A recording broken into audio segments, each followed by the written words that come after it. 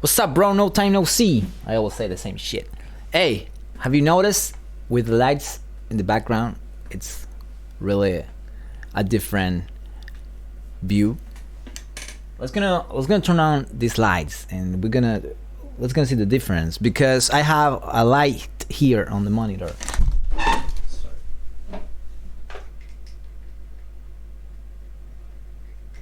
Okay, motherfuckers. Oh, it's much better. It's much better with the lights. With the lights on. Okay, tonight, we're gonna react to Eminem. Of course, Hotboxin. Or Hotboxin. Or Hotboxin. Eminem with Mike Tyson. Dean Geislinger walks up to me. He's like, "Yo, man, you got one of those?" I never seen watch this before. CDs, and I was like, "Yeah," and I kind of just tossed it to him. Right? He didn't think nothing of it. I didn't know that Dean worked with Jimmy Iovine, so he gave it to Jimmy. Jimmy gave it to Dre. Yeah. And I get the call, and I'm like, "Oh shit, you know, this is about to happen." Wow. Although I know that story, I hear that story before. What's up, everybody? Welcome to an on the motherfucking road Hotboxin. I'm Evan Britton. And I'm Mike Tyson. And we got motherfucking Eminem in the Slim house. Shady in the house. Yeah, you got Marshall right now. Oh, no, Shady's Marshall. like, Ty. this on? Yeah, it's Are we on. Yeah. Okay. Yo, I'm so excited, man. I if I start getting weird, just stop me. It's all good, man. Weird is good on this show. You have Marshall. Shady is more shady. Okay. Right? Yeah, we get a little weird. Okay. Yeah, no, I know we met at Kimmel, and I didn't get a chance to we didn't get a chance to talk, you know? I'm such a fucking huge fan. Thank you. Thank you. I can't even, I feel like a kid right now, man. This is crazy. I remember I listened to your first album. It was a long time ago. It really didn't go nowhere, but I listened to it, and I heard you talk about cuss. Oh, yeah. Yeah, the first album, I believe it was. Yeah, man. I've seen, pretty much every documentary, every fight I've seen. Everything that's available. You know what I'm saying? I'm humbled right now. I feel like a kid again. Why did you become who you were? Why did I become who I was? Yeah. Why would you want to do this? You know? I just loved hip hop growing up as a kid. I just, it was it spoke to me more than any other music I had ever heard before, from early Ice-T to Fat Boys, So just like that, right? LL Cool J. Why you are who you are? Run DMC, Beastie Boys, and it just I don't know. It was I didn't first I was a fan of the music, you know what I'm saying, before I even thought about rapping. Hey, LL Cool. that's a good that's a good bar for a song. First I was a fan, right? It's Cool J. First I was a fan. Was the one who made me first start writing rhymes. And I was 12, 13 maybe. And it sucked. I wasn't good, but I had to keep practicing. I gave it up for a little while, then I started again back when I was 15 and started being able to kind of put songs together. And then I just was I'm starting to, I was never really good at much else, So I don't know. Once I found out I was decent at something, I just kind of focused and just went for it. That's interesting because I remember I was in a juvenile detention center and we heard we heard rappers we said, what the fuck was that? Yeah. How could it be? Because we heard it in the streets in our neighborhood, but we never thought it'd be on the radio. Yeah. It was on the radio. We were what the hell was that? And we were just all blown away. The thing that our music was being played on the radio. Yeah. You know. How about the fact that Rapper's Delight was a 7 some odd minute song. Yeah. And the radio played it. They played it from top to bottom. Like, it was so popular. It was all off the hook. Like Too Short. And the Nucleus jam on it. Jam on it. Yep. Yeah. Yeah, man. Dum, dum, dum. Yeah. That was like, I never really like got into rock and roll or R&B or blues or anything like that. I just like I'd listen to songs on the radio or whatever my mom was listening to in the car, but once hip hop came along, I just felt like, man, this is like, I don't know, I just was all in. Yeah, hip hop was I just can't even imagine it. It gave you pride. Yeah. You know, like us being the prototype of hip hop. At the beginning of it, it gave us pride to know that our music, people talk the way we talk, was being on television, being on the radio and stuff. Yeah. Yeah, it gave us a lot of pride back then. Yeah. And it's also like, it's just such a, if you think about like, One of the mottos of hip hop was keep it real, like be who you are. Don't fake it. That's how hip hop from the start of it. Well, I was there. Yeah, and then it just like police out in the front of every hip hop club. You got the whole New York police station out in front of the club. Yeah. It was just, and if you went to a hip hop club and you were marked, people say, oh, yes, even in your neighborhood, hardcore bebop hip hop, and it's, what the fuck you fucking with those niggas for, Mike? That's what they used to say. What you fucking with them for? Even people in the neighborhood, what you fucking with them niggas for? But those was our people. All the criminals, the thieves, we all listened to hip hop. The money makers and everything, the killers, the robbers, all the fucking street urchins. We all listened to that. That's what we listened to. And as soon as we listen to, we enjoy it. But we surveying everything. We're looking at the people with the jewelry, the coats, the clothes, and looking at it. And then we're getting ready to get them after the club is over. Yeah. And that's just what hip hop was about. All the robbers and thieves would come in there, they enjoy the music, but after it was over, we going to rob. Yeah. And that's what hip hop was about. Yeah. Once Breakin' came out, the movie Breakin', and then Crush Groove and Beat Street, man, it was like, it just put the whole culture of hip hop on the map in a place where you could see with the music. You know what I'm saying? You had the visual, and you had you graffiti. You must say, "This is my way out." When you saw that, I didn't getting good. You must say, "This is my way out." When I started being able to put songs together, and I started like, figuring out like, well, I might be almost as good as that rapper. You know what I'm saying? So I'm gonna keep going, and then I start, I learned so much. Like I studied. How old were you when that started? Hip hop. The first time I heard anything, my Uncle Ronnie brought over a tape of the Breakin' soundtrack, and it had Reckless on it from Ice-T. Once upon a time, a DJ's task was just to play records. What more could you ask? I know Colors. Yeah. Colors was hard. My Uncle Ronnie, the Shoker, started liking rap before I did, and then he kind of introduced me to it. And the Shoker was dope. Right around that time, I think, the movie had just come out, and I saw the movie, and I was like, yo, I love it. And it just, I don't know, it just spoke to me in a way that no other music had spoke to me before. I understand that. How old were you when you first started putting it out there? Like started rapping or doing rap battles?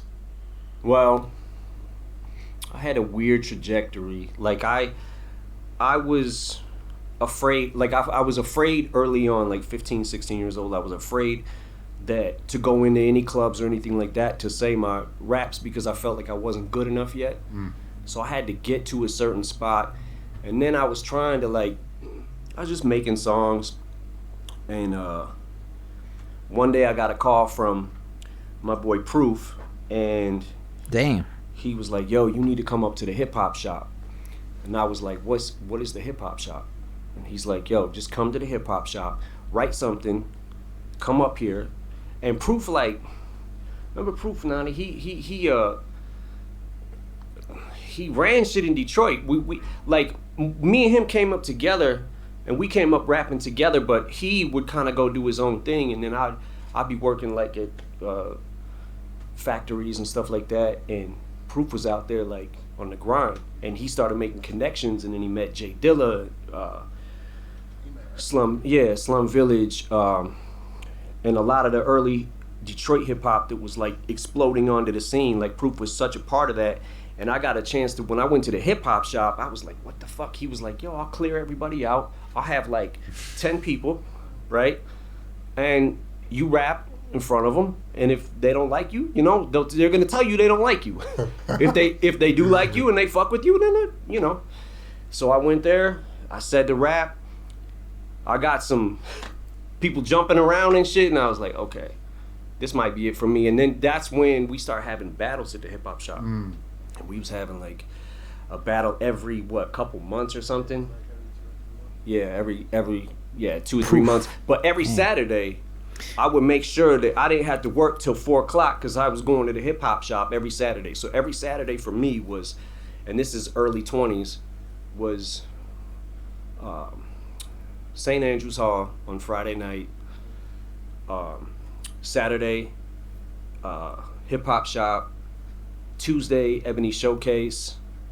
And then anybody that knows Showcase is a fuck. I gotta battle him tonight. He's here. Yeah, well, that's what happened. I started battling, and then in the hip hop shop, the first battle that we had there, I won it. But what we was doing, Proof was taking names and he was putting them in a hat. Like if you want to sign up to battle, you just put your name in the hat. He picks a name, picks another name. So it'd be like Bizarre versus B Flat, and then they go at it. And it was, you know, and then me versus whoever. Like random. One time I battled Conniver, who was in my group, D12, but we weren't a group yet. I battled, Vaughn.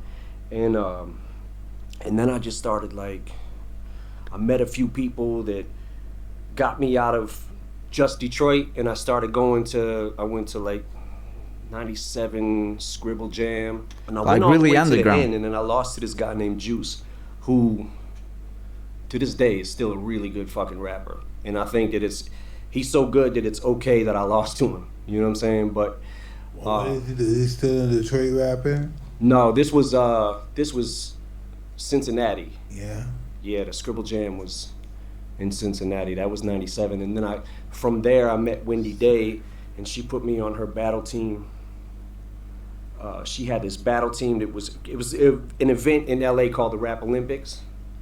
And she put me on that team. I went out to LA and then got in that battle at the Rap Olympics, went all the way to the end and lost again. The last dude. And I was like super discouraged. I just got evicted from my house. That was Shoes, right? The last dude. Had to break in through the back of the house. Or something like The dude that. that we was paying rent to, he wasn't paying the rent with it. So one day this is literally the day before I go to the Rap Olympics and thank God for Wendy Day, man, because she paid for my plane ticket. But that day, we're like, what the I come home from work, me and my boy, and we're like, what the fuck, all our shit is on the lawn. I know that very well. So, yeah, lawn, the eviction, man, and they decorated your fucking lawn with your furniture. Yeah, and people was rummaging through it and You gotta shit. wait outside for nobody to take your shit. Yeah, yep. So that happened, and then I had to break into the back because I had nowhere to stay. So I had to break into the house through the back window, which was my old window.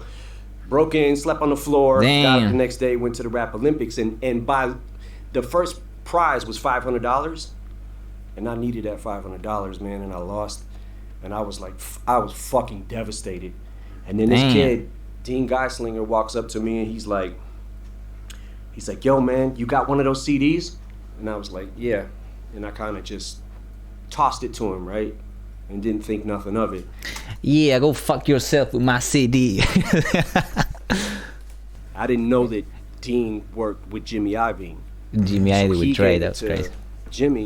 Jimmy gave it to Dre, and I'm back in Detroit now, fucked, right? I have nothing, like nowhere to go. Damn, crazy shit, bro. And I get the call, and I'm like, oh shit, this is about to happen. Wow. And the It was rest. fast. Didn't seem fast, did it to you, huh? Nah, I did not. Yeah. Yeah. Nah. But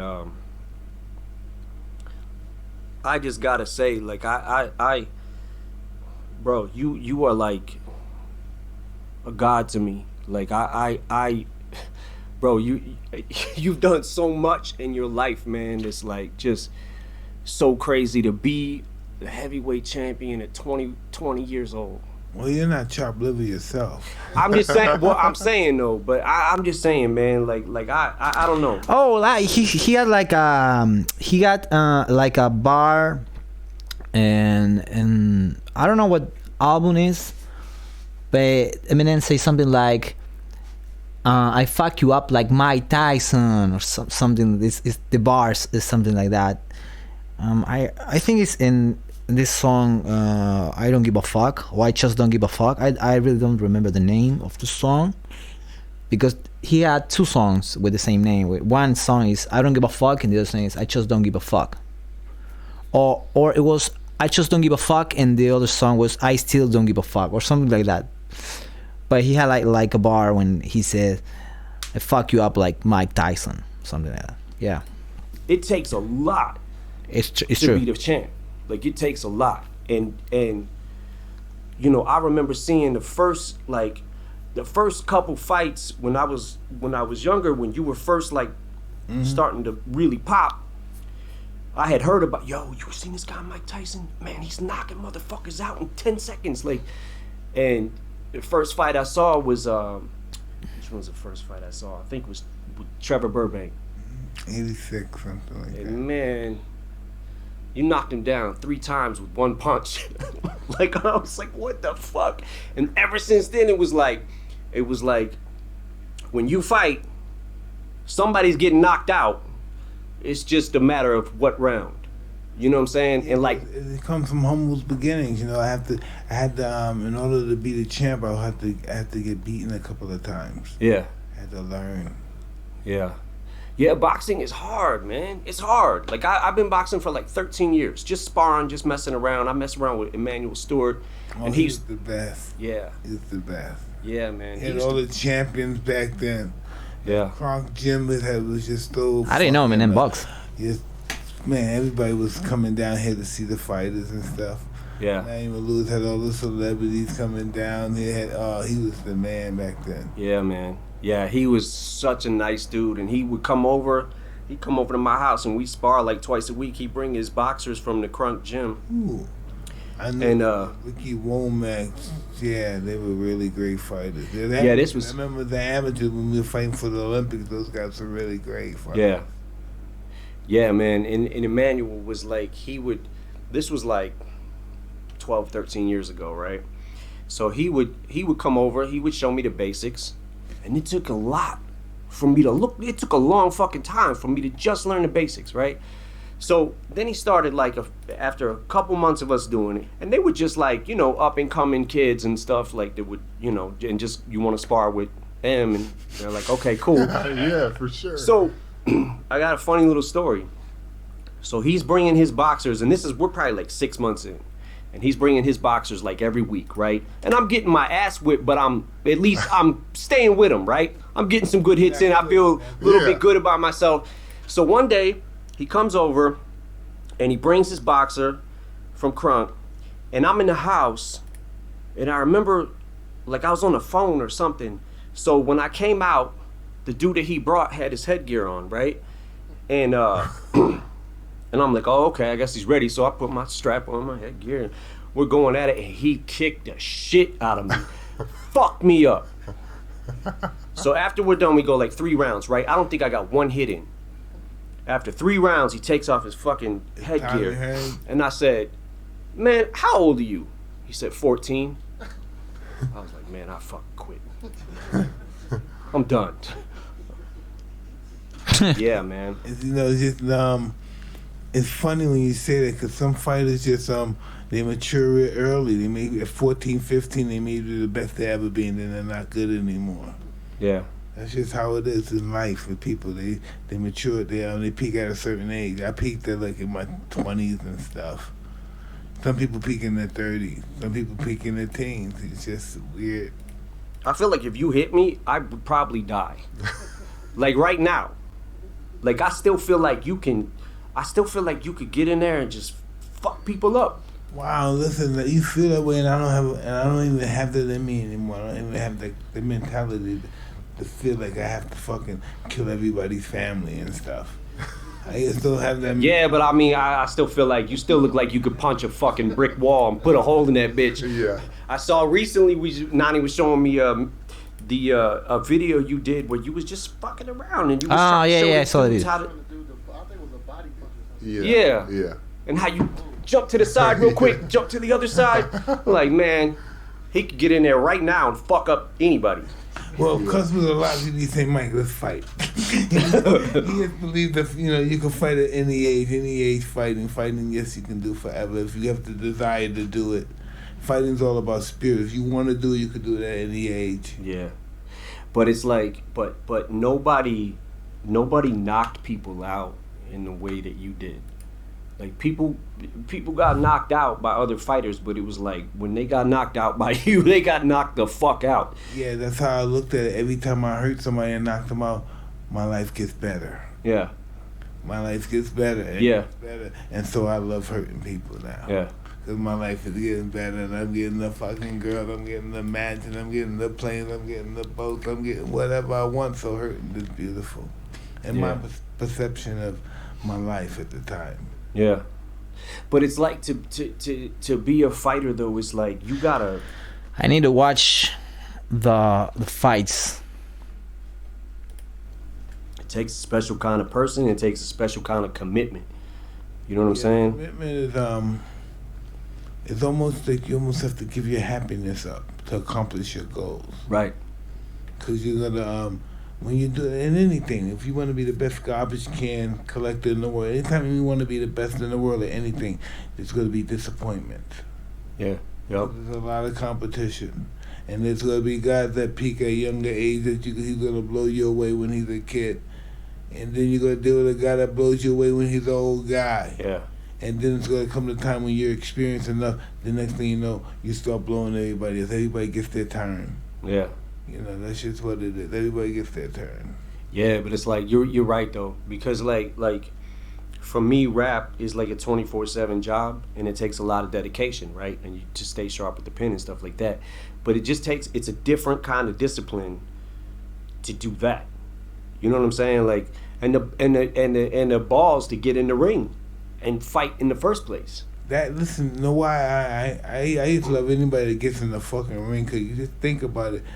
As human beings, what fighters do, we avoid all of our life, getting into a fight. And that's what a guy does every day of his life. He fights every day of his life, and we avoid that shit.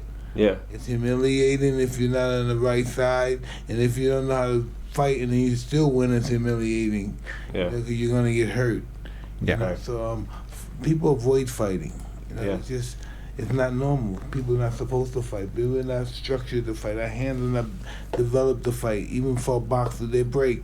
That's why we have to wrap them up and everything. We just not.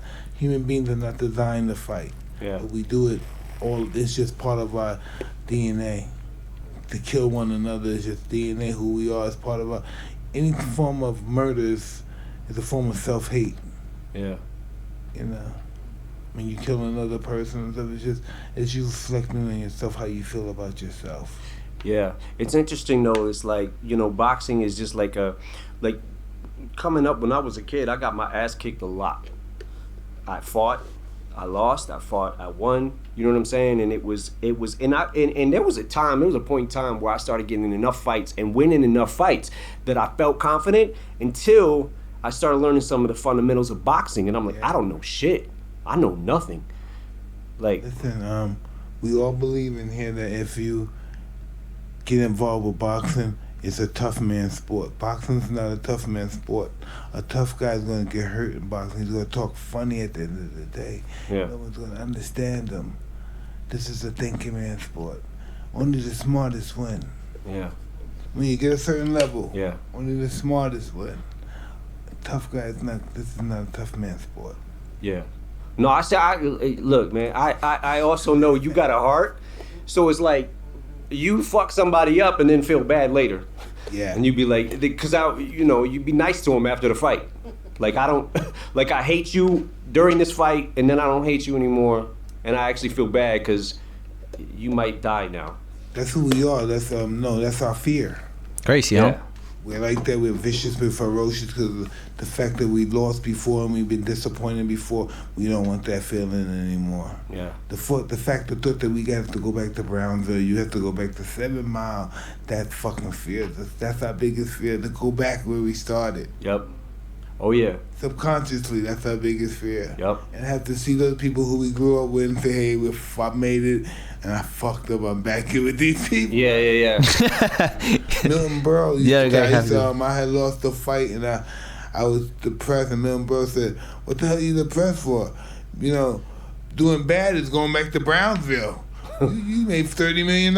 Why are you depressed? Yeah. He's the old Jewish guy, these vaudevillian guys can't understand why I just these fuck guys somebody else. lose a fight for $30 million, $20 million, and now he's crying. Yeah. He just couldn't understand. He said, if I want to watch, he never went to the fight. He said, if I want to watch two millionaires fight, I used to get out of my house in Beverly Hills. Yeah. They were fighting all the time. Right.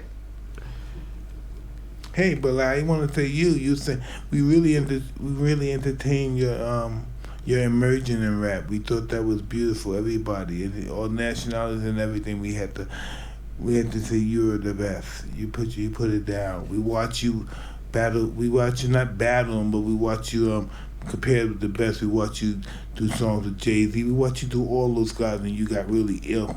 Oh, thank you, man. Yeah, thank you.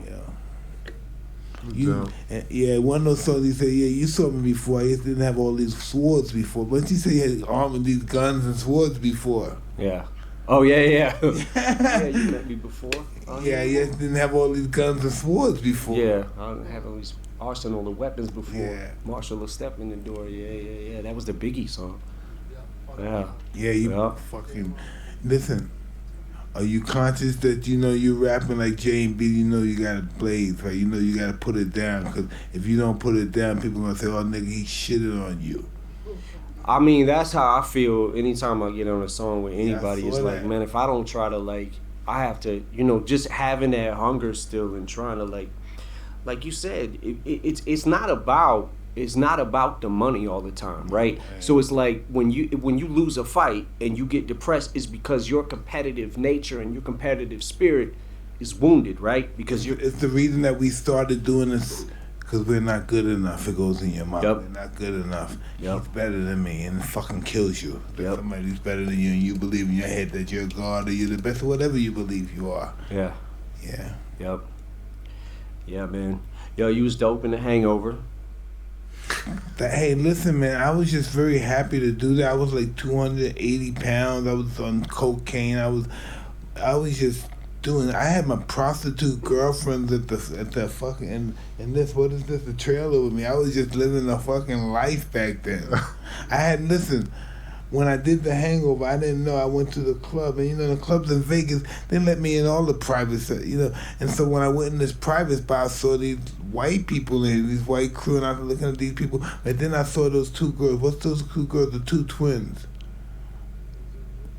What's their name? Oh, They're really I forgot. rich. The Owen. What's the Owen twins? Olsen twins? Olsen twins. So Yeah. I saw the two Olsen. I saw one of the Olsen twins that with these guys, and I'm and it's just open, it's closed to them. And then the bodyguard let me in. The guy, bodyguard for the club, 'cause he knows me all the time. I always give him money, and he lets me in, and we're chilling and stuff. We're coked up and we're drinking, and then they look at me and somebody comes over and says, "Hey, we're doing a movie with you in 2 weeks. We're doing a movie with you." I said, "When?" He said, "in 2 weeks." I said, "Fuck, I didn't know that." What the fuck? Yeah, I said, "Fuck, I didn't know that." And so I'm on this movie. I'm doing this set and stuff, and I'm just a mess back then. So I do this movie, and I don't think this movie is shit. I'm high all the time, and then I'm in a restaurant. I come out the restaurant. You see one of those buses, the tour bus. They see me, they must have went to the movie and saw the preview because the movie wasn't out yet. Yeah. And then when they saw me, it must have been like 30, they all got off the bus and said, "We love you, we saw you in the movie." And then my friend Zip, who's now no longer with us, he said, "Hey, we got something here, we're back." Then we're back. Yeah. Yeah, and then that's been a rap ever since. And Todd Phillips been my friend. And I was out in the club. I don't know what club I was at, but it was a movie theater. And I went there, and everybody was all over me. And the guy that produced Hangover, Todd Phillips, who did the Joker, he looked and he said, "Listen, I feel proud because I feel I'm a part of this." Because he saw everybody coming up to me. He said, "I feel like I'm a part of this." That, you know, he was proud that everybody was coming up to me. And then next thing you know, he was, I can't even tell you what we're doing next, but anything. It's just, we became good friends. That's dope. It's dope, man. Yeah, it's dope too because like I was like, holy shit, Mike can act. You know what I'm saying? Like, and then seeing the Undisputed, man, and hearing you tell them stories that I'm like, I so want to know about this. Yeah, you know what I'm saying? I knew the story, but they didn't know the underlying behind the story. Why did I do that? Yeah. Hell yeah. Getting ready to do round 2. Really? Yeah. Oh, we found 2 so much better than round 1. We did this all. Listen, this is really interesting. How do you do this? I knew you had to. So I'm on the show and I said good night, and there's 4,000 people. And when I say good night in Toronto, they all get up and they come to the stage. And they just want to touch me, and I don't know what to do. The security's not doing nothing. Right. I don't want these people to think I'm scared and run off. I want to run, but so I just get caught in it. It was just overwhelming and shit that people think that way about you. And in my mind, I always had a low self-esteem. I said, if these people think much about me, they must not be shit. You know what I mean? Because why would you think about me? Because I don't think I'm shit. Yeah. You know? I went through a lot of that shit too, growing up as a kid, and just feeling like I wasn't good enough for anything. Like, whatever I did, I just wasn't good enough. And, yeah, man, it's a psychological thing, I think, that once you... For anybody who doesn't feel... Who feels like that, right? Like, I just feel like I'm worthless. I'm not nothing in this world. Anybody who feels that and then finds something that they're actually good at, it's like I think that's what makes somebody go for that. You try to be the best. You know what I'm saying? Yeah. Like, I was never good at nothing. I'm good at this. You know? The most successful people that ever lived in history are megalomaniacs, but they got a low self-esteem. Yeah. You don't think much about themselves, but they think they're God on the other hand too. Right. You know, those are the most successful people. They're always challenging that doubt. Yeah. Making that doubt inconceivable. That's not true. But they still believe it's doubt. Right. Even though they prove that it doesn't stop them from succeeding, but they still... Because you want to be the best. And it still bothers them. They still believe they're nothing. If they made billions of dollars, they still believe they're not shit. That's just how the mind fucks with us. Yeah, people also think too, like, money just buys happiness, and it absolutely is not the truth. You know what I'm saying? Like, you gotta be right inside. Otherwise, none of this shit means nothing. No, absolutely. They get everything, then this is something, this is everything? Fuck this. Pow! Mm-hmm. This is everything? I waste my fucking life for this? This is everything? Yep. Yeah. Yeah. Well, Em, you just blew the fucking roof off the Oscars. How'd that feel? Man. Are you surprised that they still ask you to come? Actually, I thought it was the fucking dopest thing I've seen in a long time, dude. Thanks, man, but I'm gonna tell you why I'm making that face. Okay. Because when I went out there, everything was cool, right? I go through the first verse, and you know they had the pack where you're The mic pack? yeah, the mic pack Yeah. that you wear, you know, the clip onto your belt, and then you got the in-ears that go in your ears, right, so you can hear the sound. And I'm rapping, and all of a sudden I see between my legs the motherfucking pack swinging. Oh, What the fuck? Oh, So I'm fuck. like this trying to grab that shit. I don't know what they showed on TV and what they didn't. But man, I was like, so then I tried to stick that bitch in my, and I'm like, wow, I got no pockets back here. Fuck. Oh, So I'm rapping the fuck. lyrics while I'm doing this, and then I'm like, man, let's put it in my front pocket. Fuck it. By that time, the song's over. Oh. And I'm like, man, what the fuck? We rehearsed for that shit. I know the words to Lose Yourself, right? Yeah. But we rehearsed that shit extras just so we didn't fuck that up. Oh. And then that was the one thing we didn't plan for. And of course it went wrong. And I'm like, motherfuck. Which nobody's saying. Yeah, dude. Nobody saw that. Really? Nobody saw it. No, you killed it, bro. You fucking killed it. Thanks, man. dude. Thank you. Hell yeah. Thank you. I thought it was amazing. Yeah, I ain't nobody watched saw it because that. I got creeped out. I'm like, I don't want to fucking see this shit. I'm gonna just get angry. Yeah, I know. Girl, though, how old is she? Fuck. Haley is 23. What's that like? She has boyfriends and stuff. She has babies. She Not babies. Nope. Just boyfriend. yeah. And yeah, she's doing good. I didn't watch that. Oscars 2020.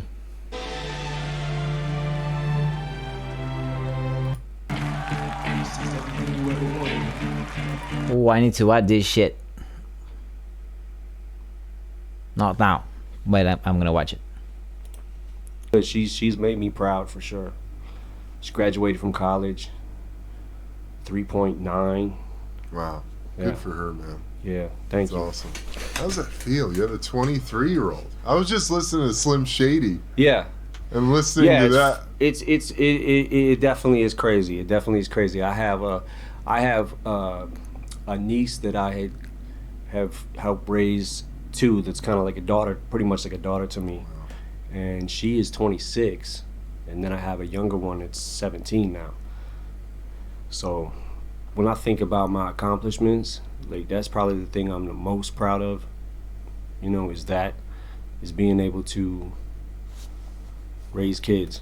You know, most guys like us that are successful and stuff that supposedly have it all, our kids are fucked up. You know, Yeah. they're fucked up. They never had the life that we had. They never struggled.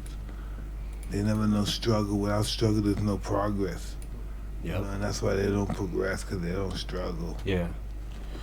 Yeah, it's definitely important to keep your kids grounded when there's situations like we have, right? Yeah, It's like absolutely. it's very important. Yeah. Yeah. Well, hey, brother. Thanks for coming in. Really? Now you got to get back to your shoot. It's all good, man. I'm so honored that you would even think to do this, man. We I'm love you, nigga. Dude, you're the fucking man, bro. Come We on. love you, yeah, man. but like I said, man, I can't. You know, I told you I was gonna fan out on you, and if it gets weird, just stop me. It's all good, man. We love But you're motherfucking Mike Tyson, man. You're motherfucking Eminem. Listen, Eminem, listen, let Yeah. me tell you something, right? Right. I've been to Detroit for the All Star. I remember we had All Star, some shit in Detroit, and I remember I've been to Detroit because I fought in Detroit. You know how? Listen, so, and I'm from Brownsville, that's similar to Detroit. What's the possibility of you being in 7 Mile? From 7 Mile, now you here. Now what's that? What's the percentage that happens? That's what I think. How do a guy in 7 Miles get out here? Yeah. How do you get out here and you don't got shit? Bars. And you're destitute. Yeah. How? You know how did that happen? Because it's ordained by the universe. Me and this guy, man, Denon went through a lot of shit. Like when we were kids ourselves, right? And we were still when I met Denon, he had just started making beats, and we met through a mutual friend, IQ, who was a rapper who was actually on my Infinite album. And IQ introduced us, and then we grinded until like he went through a lot of this. We went through a lot of the same things together coming up. Right, so it was like we did it together. We worked the same job. We were roommates. We had, you know what I'm saying. We lived in houses together. Your guys' success became because of your lifestyle. Success and fame, all that stuff comes from lifestyle. You know, I changed my lifestyle. I stopped getting high. I stopped drinking. I stopped everything. I stopped fucking girls. Matter of fact, I never had no girl when I was boxing. Yeah. I was too young. I didn't have a girl until I was like 19, 18 years old. You know, but that's all I focused on. That's why I didn't want anything. I just wanted to fight. All I did was watch fights all day. Just from guys from 1890 to now. Just watch them all day. That's all I did because that's all I wanted to be. Yeah. That's all I knew. I knew all the etiquette about fighting, everything. Anything you asked me about fighting, I could tell you. How did it begin? How did it start? I knew everything about fighting. Yeah. I remember, what was it? I saw a documentary where Customato used to make he would call out numbers. Oh yeah, the Wooly. Yeah. Was it The Wooly? Like, man, I'll never live to do that. That shit was crazy. Yeah, he was crazy, but he was crazy. Yeah. You know, a lot of his fighters left him because he's so overbearing. He's so perfected. And if you're allowed to stay, you have to be crazy too to be with this man. Because I wanted to be the best so bad. Yeah. And only he could do it. No one could inspire me like him. I'm one of those guys. I'm a dark person. I come from a dark world. So nobody, especially no white motherfucker, no one could inspire me like him. He inspired me to be better than what I was. There's no way I was going to be. If I was Mike Tyson, badass motherfucker from Brownsville, Brooklyn, I still wouldn't have made it. Because that was just Brownsville, Brooklyn. He made me believe I was the best fighter the world has ever produced. Yeah, but you did it, though. Yeah. But you did it. And you were the best fighter. Yeah, but in life, that's not a good way to think. And fighting is great, but in life, it's reckless. Isn't that interesting? Yeah. To be successful in one field is disastrous in another field. Right. Yeah. Like with you were great in rap, but in life you were kind of shaky. Yeah. You know? Oh, I was shit. I have an 8th grade education. Yeah, it's impossible to be great in everything. No, it has nothing to do with the education. It was the pressure. All of a sudden, boom, they're in your face.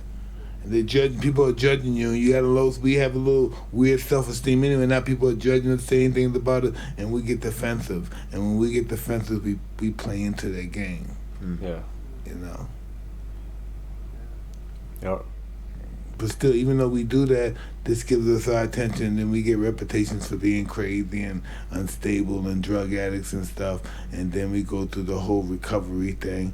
Listen, the best thing that ever happened to me, I got involved with the recovery program because I met great people. But I'm a, what am I? What I am? I am a relapse specialist. You know, I have to relapse. Even if I'm 5 years straight, then I relapse. And my relapse starts with thinking or me jerking off a lot or something. You know, no, that just start me off.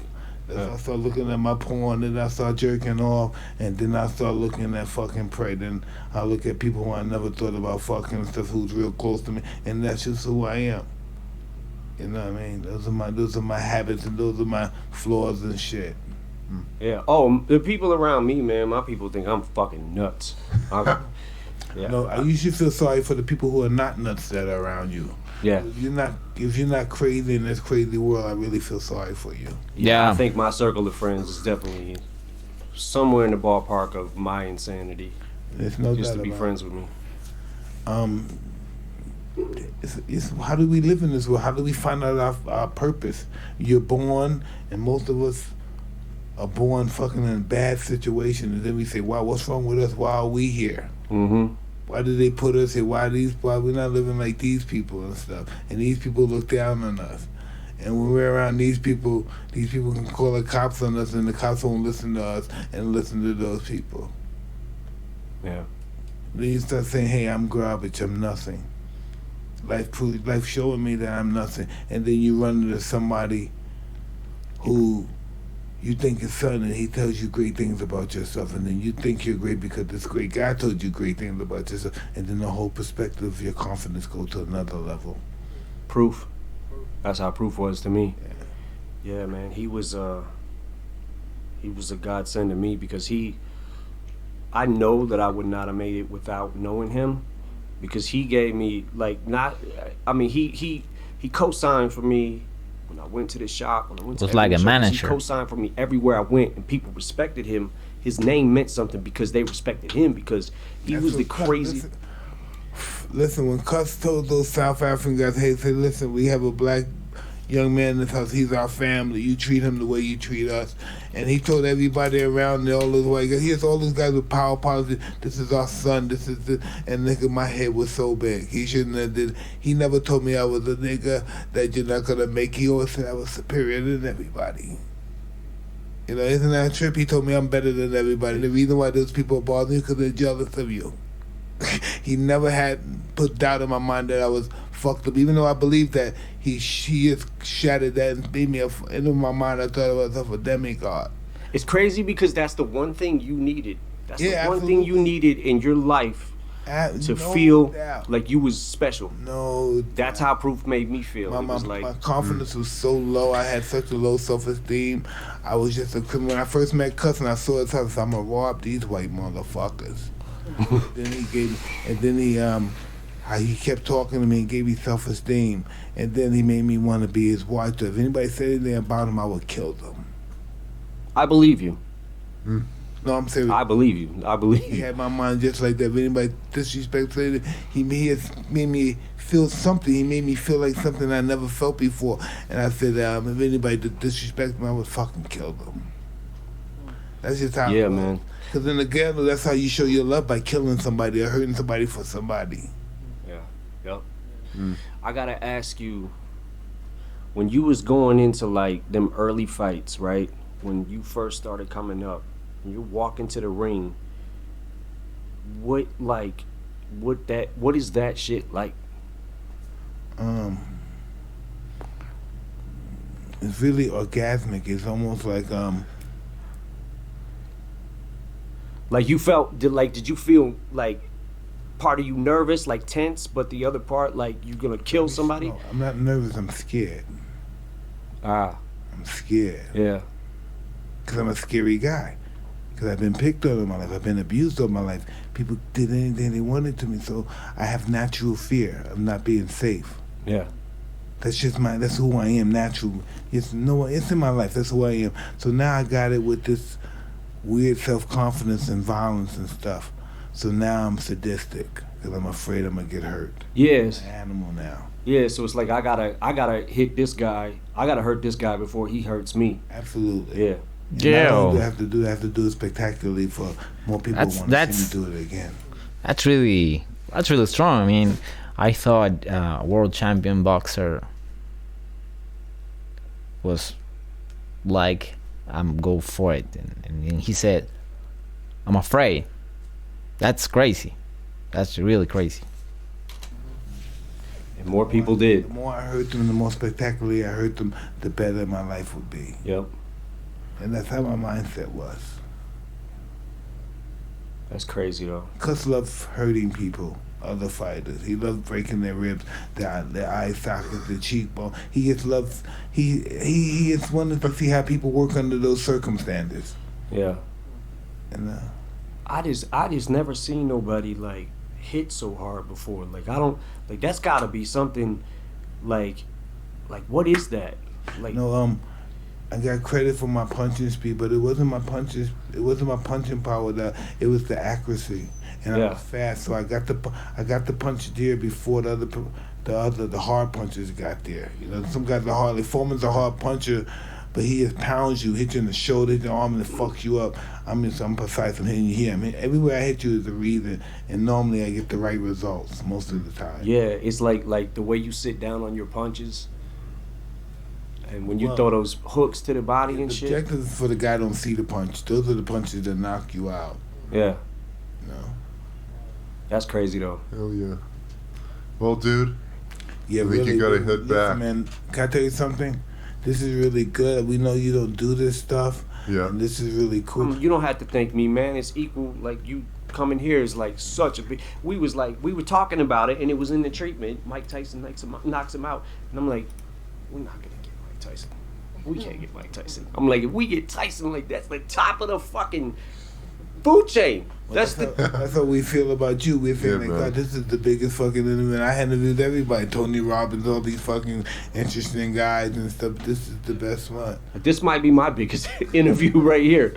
Yeah. Yeah, man. You're the man, dude. Thank you. Thank you, bro. Thank you, man. And you're not no guy somebody gave anything. Everything you got was fucking not even given to you, fucking slaved for it. You know what I mean? Yeah. You're the only white guy that knows what it's like to be a nigga. Not sure how to answer that. But, Thanks. yeah, nah, man, it's One of the few white guys that know that pressure, like, fuck, I ain't shit. They ain't doing me like, they treating me like a fucking nigga. I bet he probably said the fuck blacks get treated better than me. I mean, you know, we all got our story. Yeah, we do. Yeah. We do. Yeah. But yeah, man, I'm super honored. I can't believe we were able to get you for this video. It's, Oh man, that's awesome, man. It's a fucking honor. Everything in life is you know, it's just always mapped out from our birth to our death. This is how it's ordained to be. It's planned to be. Tell us about being. Marshall's too humble to be, huh? How's that feel being sober? We can't. Being sober? We don't have time. We don't have time. Look at him. He looks great. I'm used to it now. Hey, but it was hard everybody. at first. Thanks for watching this episode of Hotboxin. Hotboxin. Thank you to Hotboxin. Eminem. Thank you to our brother here for joining. Yeah, man. Until next time, I'm Evan Britton. I'm Mike Tyson. I'm Marshall Mathers. And if we didn't have to do a video right now, I'd be sitting here probably asking like questions for another 2 hours. We'll do it again. We do it again. We'll do it again, Part bro. 2. I really appreciate it. Thank you. All right. Oh. I want a picture too. Crazy shit, bro. Crazy shit, bro. I need to get to the bathroom, and yeah, that's. I think the mic is too loud, but it doesn't matter. Crazy shit. Crazy shit. I didn't expect that interview. I didn't expect that interview become so deep, so profound, and make me realize a lot of things in my life that I need to change, and I want to start doing crazy things. I mean, crazy things that I have in my mind. I'm not gonna say it right now because private things, but don't be afraid. I'm not gonna try to destroy the world or something like that. Look, this is crazy. When I put my hand here, all the things behind become blue. Like my face is blue now, and now it's white. Now it's blue. Crazy shit. Okay, that's all for now. I hope you like it. Thumbs up and comment something, and love ya.